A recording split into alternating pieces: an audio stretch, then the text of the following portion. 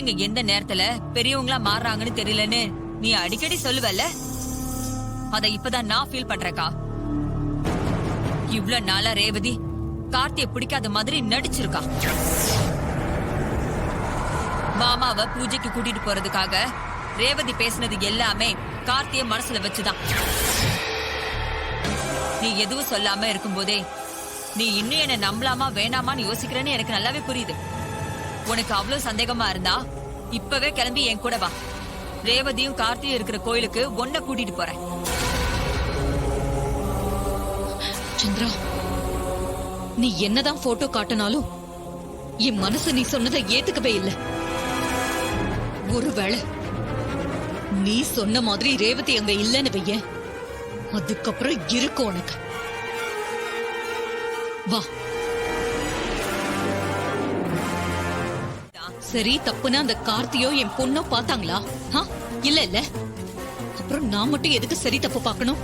நீ மட்டும் இப்ப கோவப்பட்டு அவங்க முன்னாடி போய் நின்னா மருதுவை எதுக்கு எனக்கு கல்யாணம் பண்ணி வைக்க நினைச்சேன்னு ரேவதி உங்ககிட்ட கேப்பா. அதுக்கு உங்ககிட்ட என்ன பதில் இருக்கு? சொல்லு சொல்லுக்கா, ஏன் அமைதியா ஆயிட்ட? மருதுவ நல்லவன் நினைச்சு நான் பண்ண தப்ப விட இவன் இன்னைக்கு அந்த கார்த்தியோட ஜோடியா சாமி கும்பிட்டு இருக்கா பாரு, அதுதான் ரொம்ப பெரிய தப்பு. அதுக்காக அந்த கார்த்தி முன்னாடி சண்டை போட போனா அவன் சும்மா இருப்பானா? பதிலுக்கு அவன் ஏதாவது யோசிச்சா நீ என்ன பண்ணுவ? அவன் என்ன வேணாலும் யோசிச்சுட்டு போட்டும், ஏன் பொண்ண நான் அவன் கிட்ட இருந்து இழுத்துட்டு வர மாட்டேனா? இப்ப நீ நேரா போய் சண்டை போட்டா ரேவதி சும்மா இருக்க மாட்டா. மருது கல்யாண விஷயத்த பேசி உன்கிட்ட கோச்சுக்கிட்டு இப்பவே வீட்டை விட்டு வெளியில போயிடுவேன்னு சொல்லுவா. அப்ப என்ன பண்ணுவ? ரேவதி என் முகத்துக்கு நேரா பேசிட்டு நம்ம வீட்டை விட்டே வெளியே போயிடுவாளா சந்திரா? பெத்தவன்னு நினைக்காம அந்த கார்த்திக்காக என்னை எதிர்த்துட்டு போற அளவுக்கு அவளுக்கு துணிச்சல் வந்துருச்சா? ஓ பொண்ணு துணிச்சலதான் நீ பாத்தியாக்கா? அதுக்கப்புறமும் நீ நம்பாம இருந்தா தப்பு நம்ம மேலதான். ரேவதி இப்படி பண்ணுவான்னு நான் கொஞ்சம் கூட நினைக்கவே இல்ல சந்திரா. அக்கா, இதுல ரேவதி என்னக்கா பண்ணுவா? பாவம், கார்த்தி தான் ஒன்ன ஜெயிக்கிறதா நினைச்சு ரேவதி கிட்ட பழசையெல்லாம் சொல்லி இருக்கான். இது எவ்வளவு பெரிய அயோக்கியத்தனம். ஆமா, அவன் பண்ணது ரொம்ப பெரிய அயோக்கியத்தனம் தான் சந்திரா. ரேவதி விஷயத்துல அவன் ஜெயிக்க கூடாது. அதுக்கு நான் என்ன பண்ணணும்னு மட்டும் சொல்லு. இப்பதான் நீயே என் வழிக்கு வந்திருக்க. அப்படி வா. இந்த ஒரு வார்த்தையை உன் வாயில இருந்து சொல்ல வைக்க நான் எவ்வளவு பேச வேண்டியிருக்கு. நான் சொல்றத தெளிவா கேளுக்கா. ரேவதிக்கு தன்னோட கல்யாணத்தை பத்தின உண்மையெல்லாம் தெரிஞ்சிருந்தும் கூட அவ இவ்வளவு அமைதியா இருக்க காரணமே அந்த கார்த்தி தான். இனிமே நம்ம பொண்ண அவன் கண்ட்ரோல்ல எடுக்காம இருக்கணும்னா நம்ம பொண்ணு அவன் பக்கத்துல எப்பவுமே இருக்க கூடாது. உனக்கு தெரிஞ்சவங்க யாராவது வெளிநாட்டுல இருக்காங்களான்னு பாரு.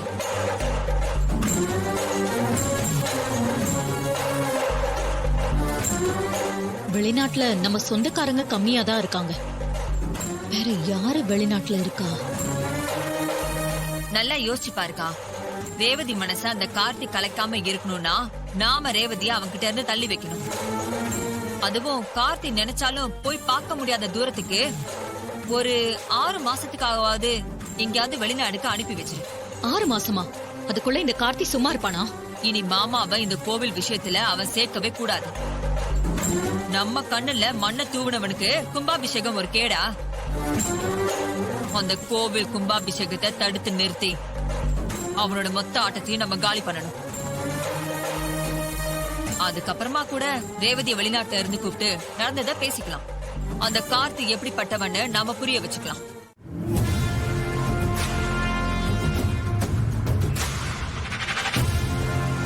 சந்திரா, நீ சொன்ன மாதிரி ரேவதியை கொஞ்ச நாள் கனடாக்கு அனுப்பலான்னு முடிவு பண்ணிட்டேன். கனடாவா? கனடால நம்ம சொந்தக்காரங்க யாருமே இருக்கிற மாதிரி தெரியலையேக்கா. நமக்கு இப்ப சொந்தக்காரங்க உதவி எதுவும் தேவைப்படாது சந்திரா.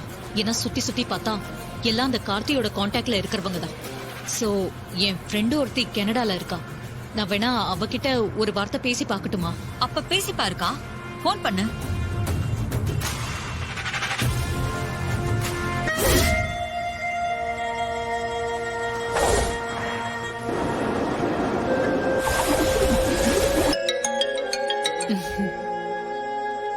ஹலோ சாமுண்டீஸ்வரி, எப்படி இருக்க? இப்பதான் இந்த ஸ்னேகா ஞாபகம் வருதா உனக்கு? இல்ல ஸ்னேகா, நீ எப்படி இருக்க? வீட்ல எல்லாரும் நல்லா இருக்காங்களா? எல்லாரும் நல்லா இருக்கோம்.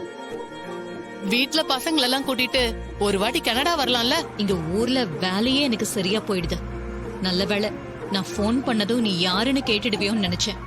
ஐயோ, என்ன சாமுண்டீஸ்வரி, என்ன போய் இப்படி நினைச்சிட்ட? நான் இன்னைக்கு கனடாவுல எல்லாரும் பேர் சொல்ற அளவுக்கு நல்ல நிலைமையில இருக்கனா, அதுக்கெல்லாம் காரணம் நீதானே. சொந்த கால்ல நிக்கணும்னு சொல்லி எனக்காக ஒரு தொழில ஆரம்பிச்சு வச்சு என்னை இந்த கனடாவுக்கு அனுப்பி வச்சதே நீதானே. அதெல்லாம் என் வாழ்நாள்ல நான் மறக்க முடியுமா? சரி, என்ன திடீர்னு ஃபோன் பண்ணிருக்க? என்ன விஷயம்? ஸ்னேகா, என் பொண்ணு ரேவதி தப்பான ஒருத்தனை காதலிச்சு எனக்கு தெரியாம அவனை கல்யாணமும் பண்ணிக்கிட்டா. அதான் அந்த பாவி கிட்ட இருந்து என் பொண்ணை எப்படியாவது காப்பாத்தணும்னு நினைக்கிறேன். அதுக்குதான் உன் ஹெல்ப் எனக்கு தேவைப்படுது. சொல்லு சாமுண்டீஸ்வரி, நான் என்ன பண்ணணும்? நான் உங்க வீட்ல கல்யாணம்னு சொல்லி அவளுக்கு ஒரு டிக்கெட் எடுத்து கனடாக்கு அனுப்பி வைக்கிறேன். நீ அவளை எப்படியாவது 6 மாசம் உன் கூடவே வச்சுக்கோ. இங்க அவ வரக்கூடாது. உன்னால முடியுமா ஸ்னேகா? இவ்வளவுதான் விஷயமா? ஹ, நீ உன் பொண்ண பிளைட் ஏத்தி மட்டும் விடு, மத்த எல்லாத்தையும் நான் பாத்துக்கிறேன். ரேவதி 6 மாசம் உன் கூட இருக்கிறதுல உனக்கு எந்த பிரச்சனையும் இல்லையே. இதுல எனக்கு என்ன பிரச்சனை? நீ உன் பொண்ண மட்டும் அனுப்பி வை. அவ பாஸ்போர்ட்ட யாருக்கும் தெரியாம நான் எரிச்சிடுறேன்.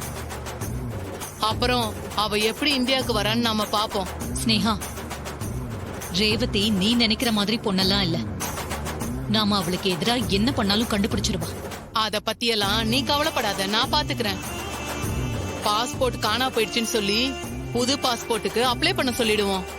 அது வர்றதுக்கு ஒரு 5-6 மாசமாவது ஆகும்ல. இது போதும் ஸ்னேகா. நான் நாளைக்கே ஏதாவது பிளான் பண்ணி ரேவதிய கனடாக்கு அனுப்ப பாக்குறேன். அதுக்கப்புறம் இங்க இருக்கிறவனை நான் என்ன பண்ணணுமோ பண்றேன்.